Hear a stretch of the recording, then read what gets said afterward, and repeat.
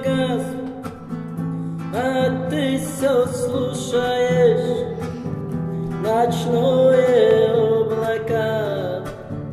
Ушло во тьму, я расскажу тебе, как жил цыганами и как ушел от них, и почему цыганский табояр попал случайно в цыганку стройную.